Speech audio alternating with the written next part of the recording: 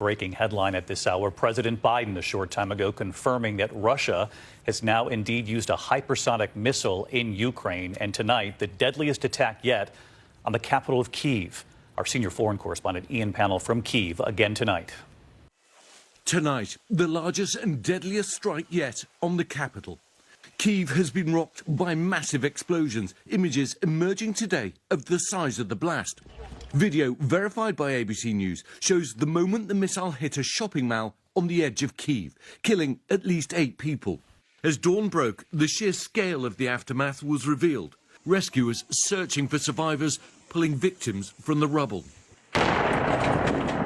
Residents nearby were left bewildered, searching for belongings in bombed-out buildings. The Russian military releasing this astonishing video they say is of the attack, claiming the site was used for a missile launcher and ammunition. The Ukrainians yet to comment. Now Kyiv ordering another 35-hour curfew amid fears Russian saboteurs or kill teams may be in the city. Despite the aerial attacks, a senior US defense official saying Russian forces aren't making any progress on the ground. The Washington think tank, the Institute for the Study of War, going further, assessing that Ukraine has defeated the initial Russian campaign in this war and that the Kremlin no longer has the forces to take Kyiv and other major cities and to force a change of government. President Zelensky addressing the Ukrainian people, playing an air raid siren on his phone, a sound that everyone here knows and fears. Zelensky saying, with the sound of this siren, Ukrainians live, work, try to sleep, get treatment for wounds, give birth to children and die. And tonight, rescuers searching for survivors in the rubble of an art school in the besieged city of Mariupol after Russian forces attacked. Hundreds believed to be trapped. Ukrainians in the key port city defiantly rejecting Russian demands to surrender.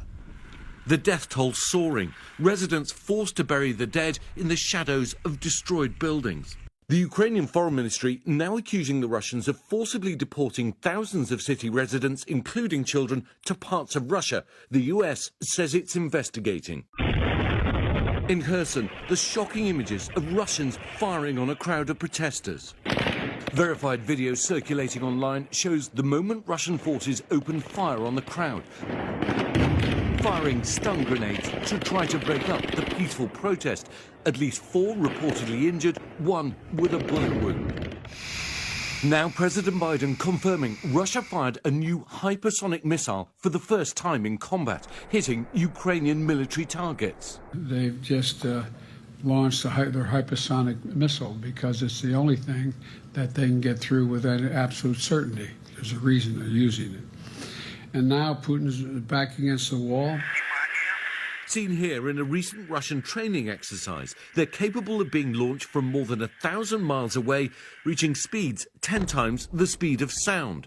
And tonight, the humanitarian crisis only getting worse. The United Nations saying a staggering 10 million Ukrainians have either fled the country or have been displaced internally. Half said to be children.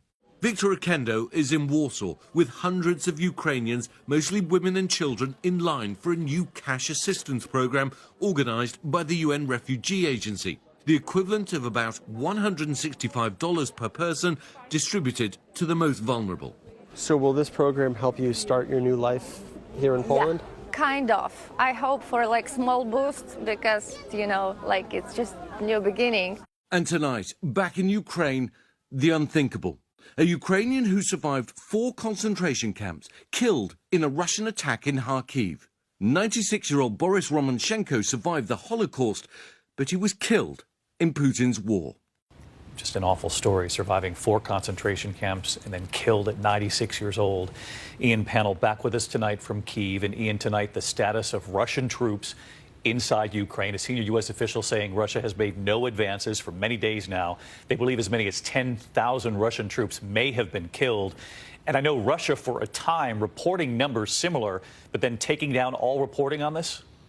Yeah, that's right. It's fascinating. The most read pro-Kremlin newspaper for a while appearing to report almost 10,000 Russian soldiers killed in this war. And that's far higher than any official Russian figures so far. And then mysteriously, shortly afterwards, those numbers disappeared from their website, with the paper claiming that they'd been hacked. And in a further crackdown on free speech today, a Russian court outlawing Facebook and Instagram, claiming that those organisations are extremist. David?